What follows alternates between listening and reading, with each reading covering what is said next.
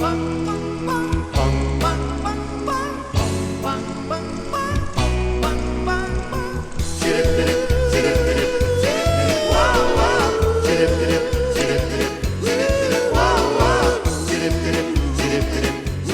everybody.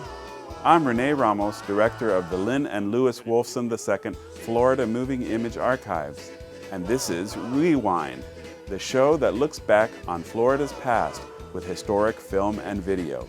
It's time for another trip back into the past, so sit back, relax, and enjoy another episode of Rewind.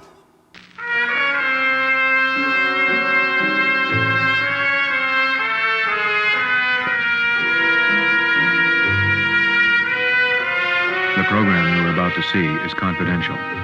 You are expected to assimilate the information provided in the next half hour as we search our souls and lay bare the problems of Greater Miami.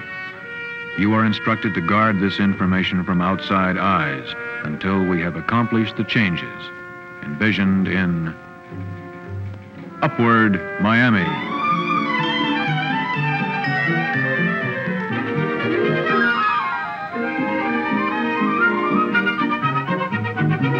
Greater Miami is a metropolitan area meaning home and a place to work to more than 1 million people. We know that most of that million moved here from somewhere else over the last 20 or so years. And we'd like to say this phenomenal population growth was due to the fact that Greater Miami had a well-conceived development plan firmly executed by far-sighted leaders. We'd like to say that, but it isn't true. Miami just grew from 1915 to 1925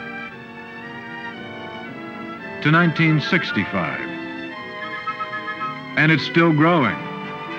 27 municipalities and a county government. That's Greater Miami, moving in 28 directions at once. To whom do we look for coordinated planning and guidance? How about the Chamber of Commerce?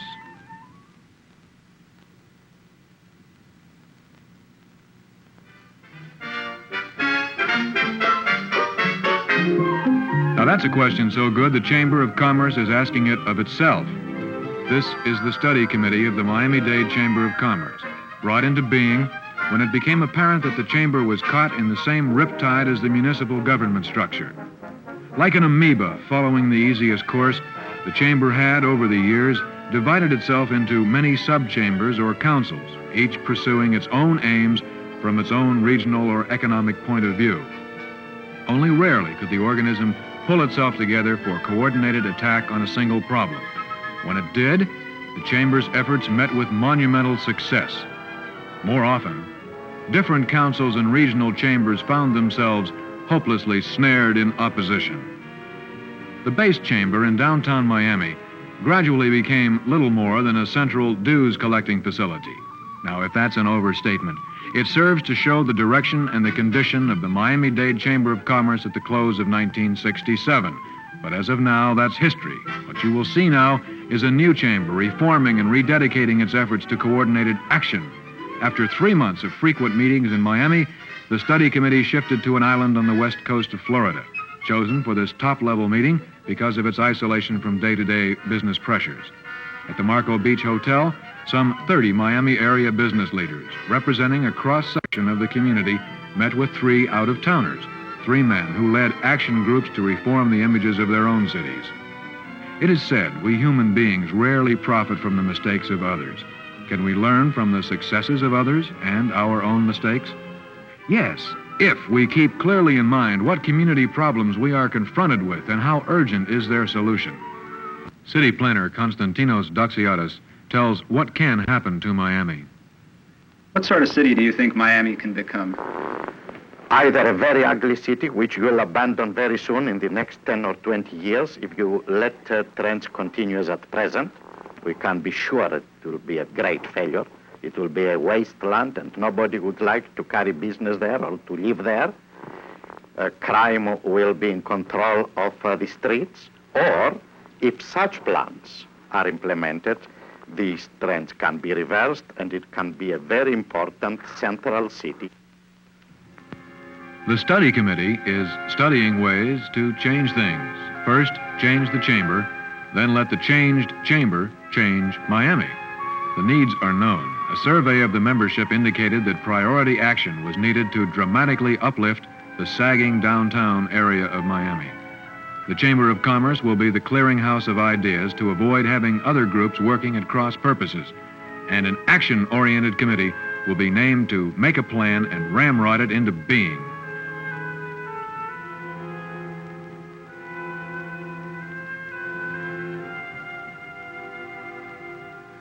Mayor Clark, how can the Chamber of Commerce help in the revitalization of the downtown Miami? Well, you know, what's happened in the past, government hasn't taken an active part in downtown Miami, and this is over a period of 20 or 30 years.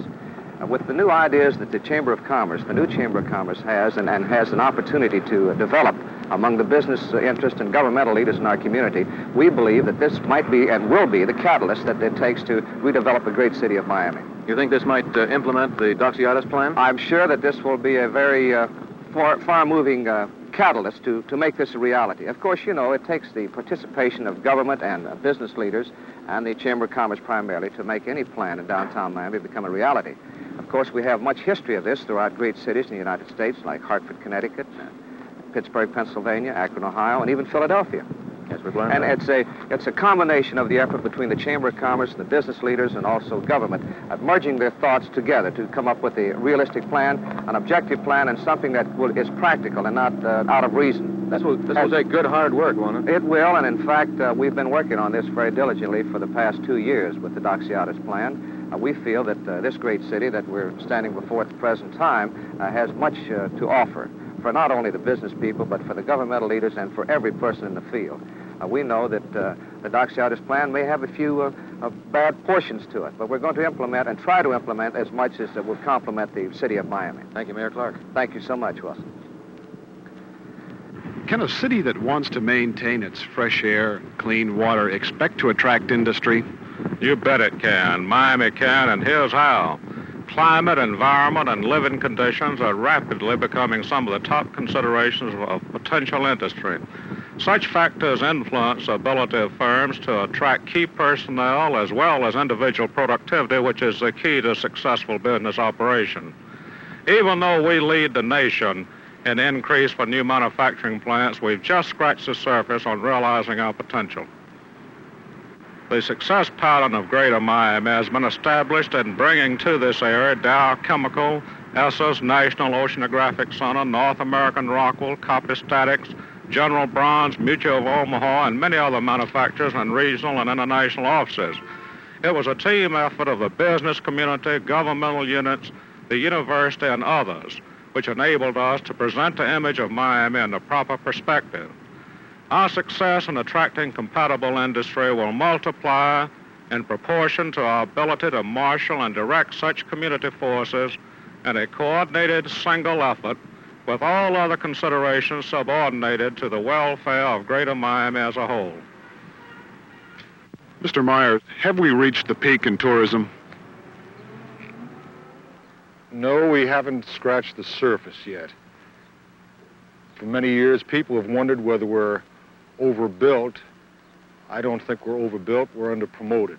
During the next 10 years, I believe we'll see more building of hotel and motel and tourist-oriented facilities than we've built during the past 50 years. The only limitation we have is our imagination and our energy to accomplish those things that the public need and want. And along with that, we have a tremendous challenge of communicating our product to the millions of people throughout the world who want to know about it, and once they know about it, will need it. And since we can't bottle it or ship it or package it and send it up north or throughout the world, if we tell them about it, they'll just have to come here to get it. So the future of tourism is one of the most exciting facets of our entire economy, just as it has been. Mr. Freeman, how can the Chamber of Commerce help in the problems of community affairs that are facing us today? Fortunately, in our community, responsible leadership has already recognized the needs for programs to help develop the needs in our large urban area. the Chamber can assist by developing additional proven leadership and also to serve as a catalyst to make sure that the programs are marshaling the full resources of the community towards solving the vital needs in these areas. What will be your first step in bringing about a uniform and equitable water and sewerage service? Well, naturally, any proposed plan would have to be first approved by the Board of Governors of the Chamber of Commerce. In my own thinking, I would assume that we would have to think on a county-wide basis, which would mean that metro government would move into the picture and probably acquire the Miami water system and the 37 other public utilities that are now being operated in this area. We all realize that water is our greatest asset. So at all times, whenever we think in terms of water, we have to think of avoiding any pollution and to gradually move away from the septic tank concept of sewerage that has been existing in this area for many years. It is our hope that in the years to come that this can be eliminated and we will have a county-wide water and sewerage system. Mr. Callahan, how can the Chamber of Commerce best help Greater Miami get a rapid transit system? Well, I believe the Chamber of Commerce has to get behind the concept that we must move people with vehicles that will hold 50 to 120 people, that will take no more space than 2 or 3 automobiles, and we should also recognize that we could use existing rail facilities that are now in the county and use the rail bus concept for one solution. Another solution is to utilize our existing expressways and design our future expressways whereby we have lanes solely used by these public vehicles. We know that Greater Miami can only continue to grow if we can move its people. Stop moving people and goods and you stop the growth. I'm confident that the Chamber of Commerce, through the pressures of its own membership, can get our government officials as well as our private business sector to support this great need to move people faster in Dade County. The Greater Miami Chamber of Commerce is very proud of the part it has played in bringing about this brand new Port of Miami. While there will be some cargo vessels come in here, we shall attract light cargo for the industries in the background, and naturally there will be tens of thousands of visitors. There will be luxury yachts like the one back of me now that just came here from Greece, and of course cruise ships from all over the world that will bring a great deal of money to the community.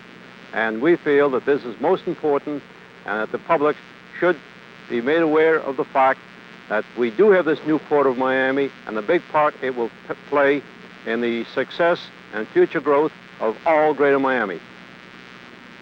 Miami's airport is relatively new, yet some have already said that it's hopelessly old-fashioned. What can the Chamber of Commerce do that needs to be done?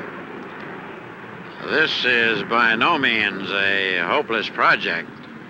Many communities have the problem, but Miami is well equipped to meet the potential of the supersonic age. Greater Miami has the opportunity of becoming one of the world's greatest aviation centers. Obviously, to accomplish this will mean a multi-million-dollar program of expenditures. There's much to be done. The Chamber can best serve these purposes by acting as a strong catalytic agent in bringing these forces and promoting these efforts together, and in addition, maintaining a healthy business climate. Mr. Bloomberg, how can the Chamber of Commerce best help Greater Miami get the expressways and highways it needs? Well, to answer your question best, first let me illustrate just how serious our problem is here in Miami. The Dade County Public Works Department indicates that we need a minimum of $235 million worth of roads in the next 5 years, and that's a bare minimum.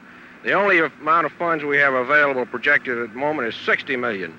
So you can see there's a real gap there between $60 million worth of funds and $235 million worth of requirements. Now, the Chamber can help this situation by first working with the responsible agencies in developing a plan and priorities, and secondly, making sure that we've got the funds available to provide those roads. It can do this by helping with constitutional revision, by making sure that we get full faith and credit backing for our bond issues, both state and local, by backing additional taxes if necessary, by backing a local bond program if necessary, and by staying on the phone and on people's doorstep every day to make sure that nobody forgets that we're trying to build roads here. And I think that by just persistent follow-up with all the multitude of agencies involved, we'll get some roads built. Probably it is the nature of the human animal to assume the problems he has are uniquely his. Well, that isn't true, of course, in individuals, nor are the problems faced by any one city exclusive to that city. That's why the Chamber Study Committee meeting at Marco included out-of-towners who had successfully grappled with similar situations in their own cities.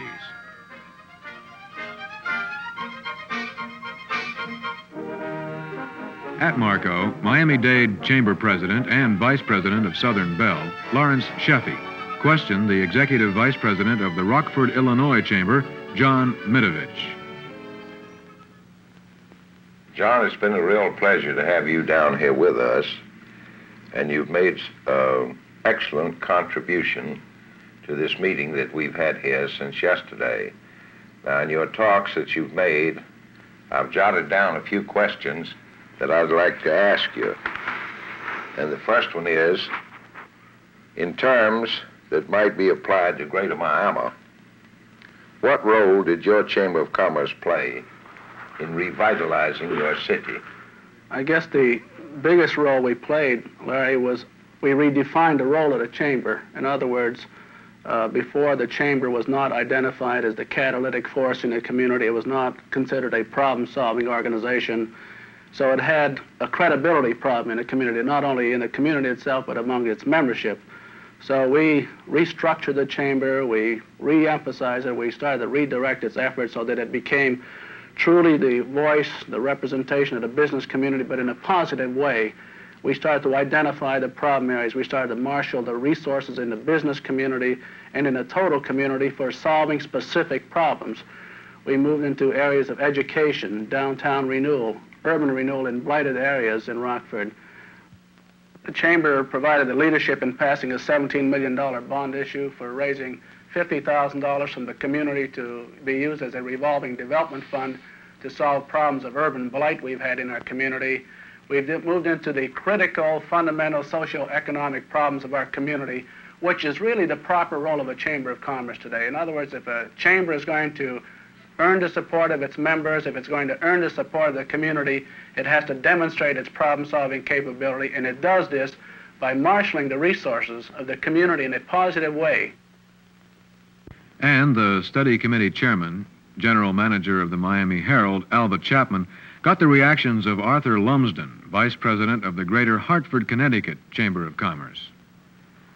Art, we invited you to come down from Hartford to guide us in this seminar program, Reshaping the Miami Chamber of Commerce.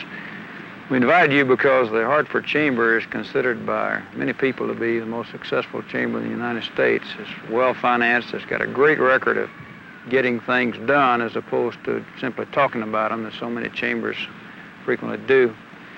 You've been with us for a couple of days here as we've worked at Reshaping the Miami Chamber of Commerce. You think we're on the right track, Art?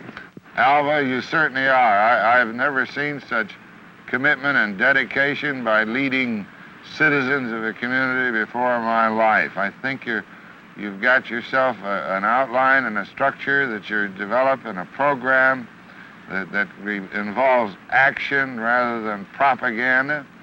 I think you're going to develop the community economically that's going to be a pace setter for the nation.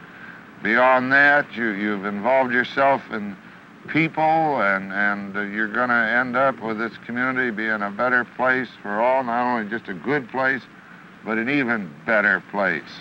If the businessmen of Greater Miami follow these examples of these gentlemen, there's some 30 men, I guess, you've had here, in the commitment and the dedication and financial support, with working closely with government officials and representatives of the total southern Florida community, you're certainly going to make progress. I know you are. I'm very confident. I'd bet on it.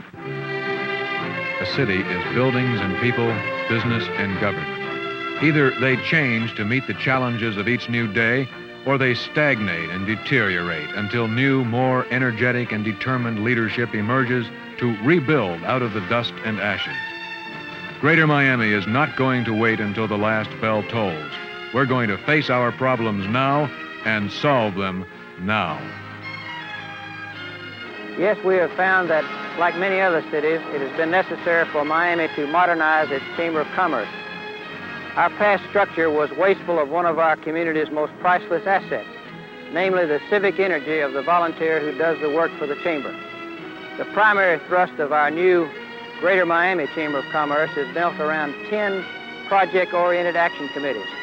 These committees will have definite, specific goals, will be backed by the staff and resources of the Chamber, and will work on the major problems of the Greater Miami community.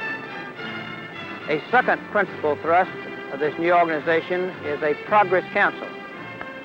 Representatives of 30 independent community organizations, independent chambers of commerce, the Junior Chamber of Commerce, the Urban League, organizations of that kind will be asked to send representatives to participate in this Progress Council so that the total leadership effort in this community can be on a coordinated basis. We believe that Greater Miami's problems can be solved, and we believe that this new organization is designed to solve those problems. It needs the energy and the backing and the support of all those people who want to make this a better community. With that backing and with this new organization, Miami is destined for great things in the years ahead.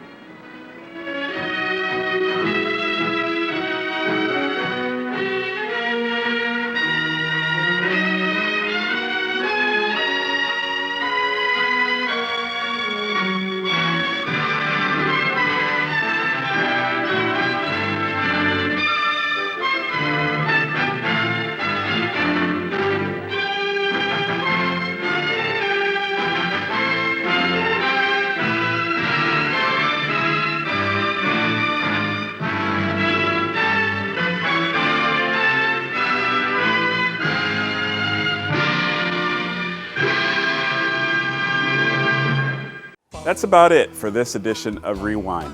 Just time to remind you that Rewind features historical film and video from the Lynn and Lewis Wolfson II Florida Moving Image Archives. To see more from the Wolfson Archives collections, visit our website, wolfsonarchives.org. You can search the archives catalog and watch video online. And be sure to connect to our YouTube channel, where you will find hundreds of carefully curated clips, or link to the Wolfson Archives Facebook page to keep up with our busy calendar of historical happenings. Until next time, I'm Rene Ramos.